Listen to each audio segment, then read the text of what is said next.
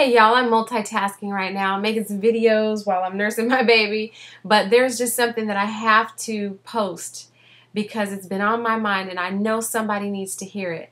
I know a lot of you guys are waiting for more Bible studies from me, and I apologize, but they take a long time because I take them very seriously and I work really hard on those Bible studies. I don't want to misrepresent the Word of God at all. That's why I appreciate those of you that subscribe so that you can stay up with all the videos that I'm posting. And as I always say, watch the ones that interest you, skip the ones that don't, and share the ones you love, you know, because I'm kind of random like that. I'll post something ridiculous and silly one day and then something all deep the next day. And hopefully you love this one. Hopefully this one is for you, because I really have a feeling, it's more than a feeling, I know that there are people who are watching this video right now that this is exactly what you need to hear. So stick with me on this, and if it is for you or if it's for somebody that you know, please share this video and click thumbs up if you really enjoy this message. Feel free to comment and all that good stuff, because you know, these are the kind of things that really can encourage someone and turn somebody's life around in the moment. I hope that this inspires and encourages you, because it's keeping me going right now. Let me tell you, it's keeping me going right now. The book of Daniel.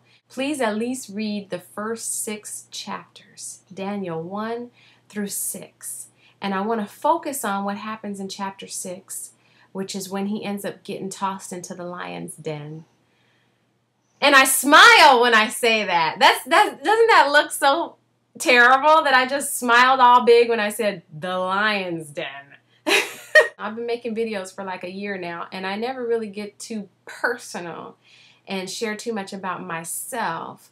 But I have to tell you guys, I feel like I am in a pit right now. I really do. I feel like I'm being... Okay.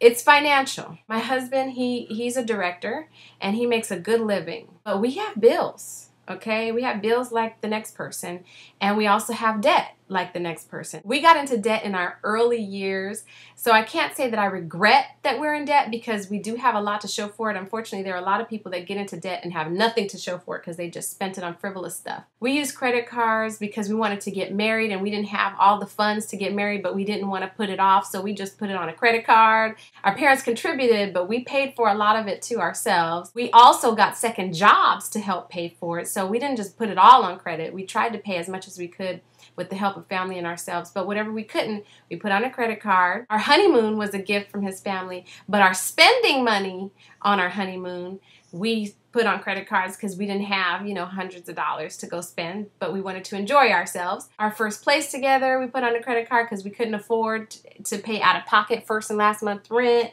Anytime the cars broke down, if we had an unexpected emergency, we just put it on credit cards. So over the years, we built up tens of thousands of dollars in debt, you know, which includes financial aid and all this other stuff too. So, word to the wise, if you're a young person watching this video, try as hard as you possibly can not to get into credit card debt. Try as hard as you possibly can. Try to get help from your family and your friends. Get those second jobs. You know, if you have to use the credit card, try to pay it off as quickly as possible. So we're paying off credit cards. We are being responsible and we're paying off all the debt we owe. But it's taking a long time because we compile a lot of debt. Also, I was working for a long time, and then we had our, you know, first 2 children, and I had a plan to start making money again after that. But then we conceived baby number 3, and she was a surprise.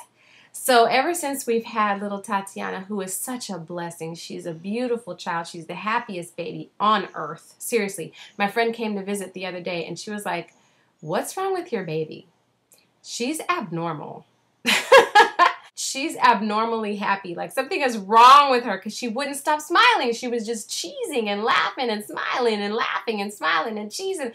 And my friend was like, "Seriously, what's wrong with your child? There are a lot of happy babies in this world, but this baby is like abnormally happy."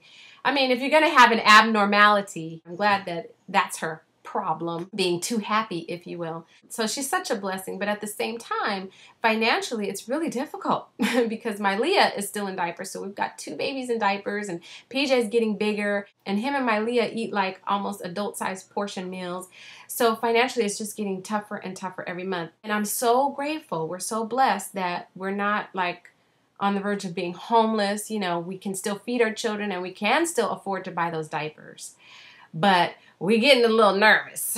Those pockets are really getting tight. Thank God we are able to pay our bills. The lights are on, nothing's getting cut off. We still have internet and cable. I'm not complaining about our situation, but I feel like I'm in the lion's den where all that scary stuff is approaching. So many people can relate to this right now. So many people that have lost their jobs or on the verge of unemployment is running out, you know, all those types of things.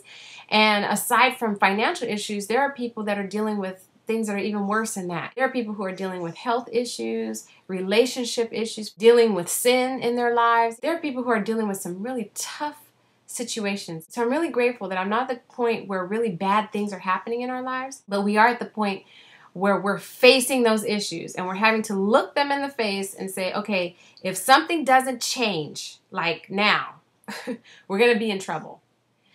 And that's scary. That's a scary feeling.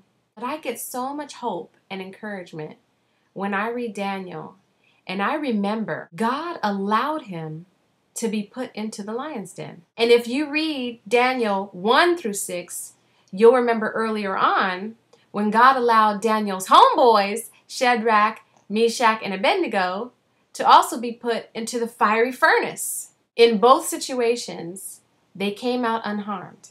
God did not save them from the pit.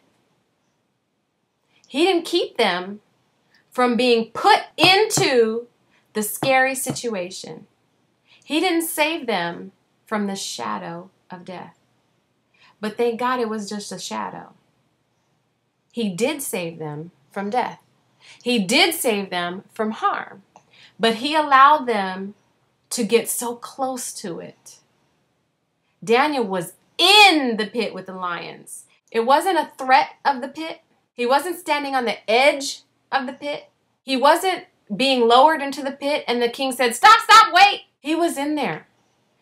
And he didn't just set his foot in there and then say, okay, that's enough. Take me out now. He was in there for a night. Sometimes God will allow you to be put into the pit at no fault of your own. Daniel didn't do anything to deserve to be put in there. All he was doing was serving the Lord. He was put in there because he had haters, because his haters concocted a plan to get him thrown into the pit. And it worked. It seemed as though his haters prevailed. It looked to the rest of the world like Daniel was a goner. To everybody else from the outside looking in, it looked like he was about to die. In one of my other messages, Fear, Worry, and Faith, I talk about being afraid of a lion. I use a lion as a metaphor. What's the lion in your life? What are you afraid of? What's something that causes fear, that causes you to tremble in your life? That thing might be scary, but you don't have to stay afraid of it. When you feel the fear, you need to activate your faith. And if you read Daniel 6, you'll notice Daniel was delivered from the lion's den because of his faith. Fear is the opposite of faith. If Daniel had been fearful instead of faithful, he would have been eaten alive.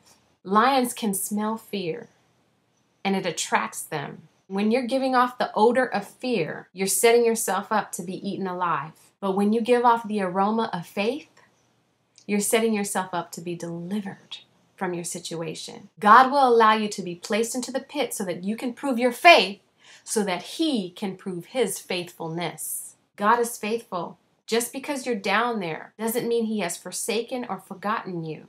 He hasn't. You are in a situation where you can prove your faith. And if you prove your faith, if you stand on God's word, if you say that, yes, I am actually in the lion's den right now. He did not save me from this situation. I'm in the middle of it. If you can look around and still know that that God will still deliver you from your situation, he will. So I'm posting this video right now as I myself am dealing with something, as I myself am being tested, as I myself have to stand in the face of these lions. They're not chomping on my bones yet. Nothing has bitten me. Nothing has even come up and licked my arm. But I'm looking these lions in the face. I could worry about this. I could be fearful, but I'm not going to be fearful. I'm not going to be worried because I trust in the Lord and I believe that He will deliver me from my situation. I believe that a year from now, I'm going to be posting a video praising the Lord that He delivered me from this situation. I believe that a year from now, I will have a testimony for you. Right now, I'm sharing with you my test. Can't have a testimony without a test. So if you right now are dealing with something in your life where you feel like you're looking lions in the eye, they're coming upon you. If you right now feel like you're being put through a fiery furnace, challenge yourself to not be fearful, but rather to have faith in the Lord. Trust that it's only a shadow of death. It's not the real thing. It ain't your time yet, baby. You're going to make it out. Trust in the Lord. I truly wish you peace and many, many blessings.